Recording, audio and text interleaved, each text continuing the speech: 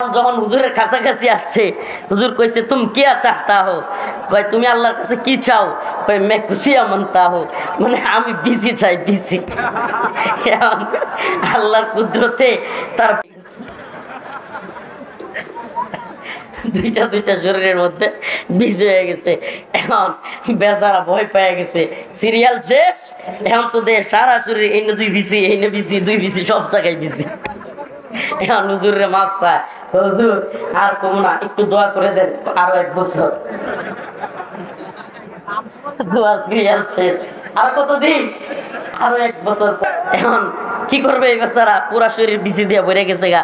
এখন আগামী বছরও বসে রয়েছে খুব কষ্ট করে, একেবারে 1 বছর গেছে।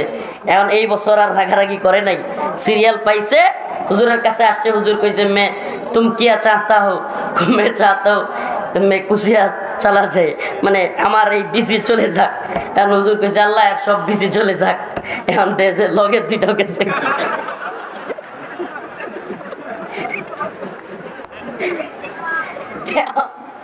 বেচারা দোয়া টোয়া চায় তো খেয়াল করে নাই, কিছুক্ষণ পরে যায় আয় হাই ইস্তিনজা করতে গেছে, আমার গুলো নাই,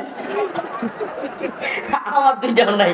এখন আবার দৌড়ে আসছে, হুজুর সর্বনাশ হয়ে গেছে, কয় কি আমার দুইটাও নাই, দোয়া করেন তাড়াতাড়ি আমার দুইটা অন্তত থাক। হুজুর আরো 1 বছর। বলবেন হুজুর এটাও কি সত্য ঘটনা?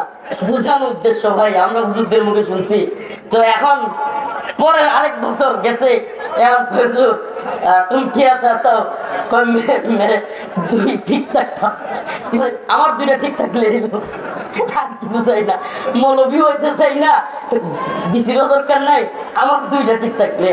এখন 3য় বছর হুজুর দোয়া করছে যে ঠিক আছে তোমার দুইটাই ঠিক থাকুক, আল্লাহ এর দুইটা ঠিক করে দেন। তো হ্যাঁ দুইটা ঠিক হয়ে গেছে। এখন যায় আর কয় আইছিলাম ফাও মৌলবি হইতে, 3 বছর ঘুরে গেলে নিজের বিসি ঠিক করে গেলাম।